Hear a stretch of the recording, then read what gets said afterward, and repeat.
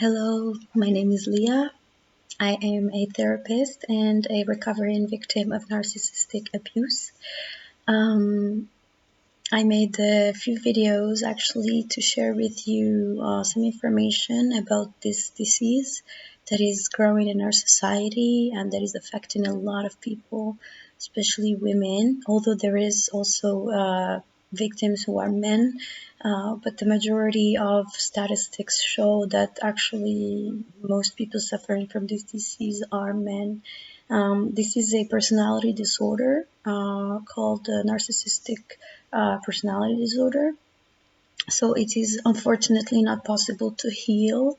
It is something that maybe is possible to cope with and live with for the person who is aware of their mistakes and that they have this personality. But for the majority of them, unfortunately, they refuse to look in the mirror. They refuse to admit if they are hurting people or doing anything that is bad. They will refuse it. The reason is that this personality disorder stems from a shattering within the basic core of personality at early stage development.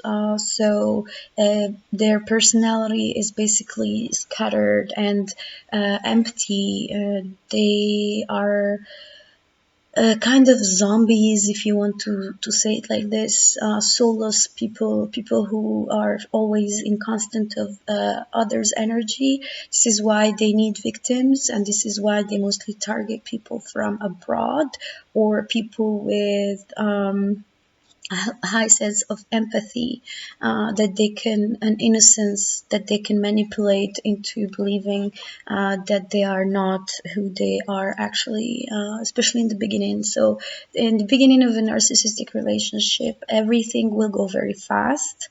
They will play a role of perfection and lure you into believing that they are your soulmate, or that this is the biggest love of your life, and that they are perfect and so compassionate and so much like you. And basically they will take on your personality and they will play this role. It is all very conscious what they do. They know that they're not very lovable without their mask, so they try to imitate the victim. They try to learn as much as they can about you and to play a role that is similar to you, like pretending that they are actually like you and that you are soulmates, etc., etc. And the moment you start to trust them, sometimes it takes a few months, sometimes sometimes just a few weeks, depending on the on any everything actually, on the situation and the circumstances and your level of uh, barriers, if you have any barriers and you're protecting yourself. So this is basically what they do. They will lure you into believing that they are actually perfect and they are the Prince Charming that has come to love you and give you everything that anybody could want in a relationship. And when you start to trust them, then the abuse starts, sometimes in subtle ways. So they would start to make comments about you, about the way you look, or about the way you talk, or about your behavior, even if you would do something wrong. Like, it could be insignificant things, but you would feel like you're walking on eggshells with them. For instance, my experience, he would make a huge drama if I forget closet doors open or anything of that sort. And yeah, they would use pretty much anything to make you go crazy and to make you feel very sad, or to hurt you in order to get their narcissistic supply, which is basically negative energy. And as long as you're giving them that reaction, that is food for them. Basically, this is how they survive. They also need a lot of admiration, and they need you to make them feel that they're the most important thing in your life. And basically you cease to exist, you stop existing. All your needs and everything that you're about will be progressively and slowly pushed to the side until you are no longer the main importance in the relationship. It won't be a two-sided relationship. It will be more about them than about you. And it will go onto dramatic proportions until you become just an object, like almost non-existent, and your needs will be dismissed throughout the relationship. So it's very important to please remind yourself when you meet people like this to check with yourself and see if you are happy and see why you are in this, and is it really worthy of your time. There are good people out there, and there is love, and you are worthy of love. And the moment you realize this, then they lose their power over you. And this is why my narcissist has been running after me for a long time, because every time I would leave and I would tell him I deserve love, and this is not love, and this is not right, how you treat me and everything. So he would come and play again this love bombing, and play again this game, in order to fool me to believe that yes, he has realized his mistakes, and that yes, he will change. But all of that is just a way to get you fall back into the trap. They don't mean it. They don't think they have a problem even. And slowly you will realize that the more you forgive them and you come back, the more all those apologies were fake, and that they don't have the intention to do anything in order to evolve or heal or change. So yes, please guard yourselves, please protect yourself, please educate yourselves about the topic. There are many signs that these people are known for, and it's very clear when you start to see that there's actually cycles, and this is the best way to recognize if it's just a difficult relationship or if it is a relationship with a narcissist, is that there are cycles. So the moment you start to zoom out and really look at the cycles, you will notice that it's the same cycle repeating over and over and over and over again. As long as you feed it, as long as you fall for it. It will start with the love bombing phase, so they will be Mr. Perfect or Miss Perfect. They will do everything for you. They will try to convince you that they are so sweet and they change and they are an angel and they love you. If you buy into it, slowly it will go towards degradation and humiliation.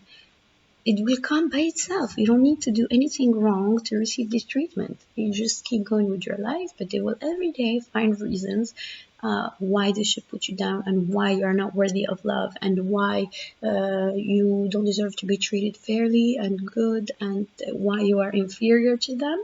And they say this a lot, why you are inferior to them, and why you don't deserve to be loved and cared for. You always have to prove them that you deserve love by being more compliant and more obedient, and more basically neglecting your needs and neglecting yourself and being their object.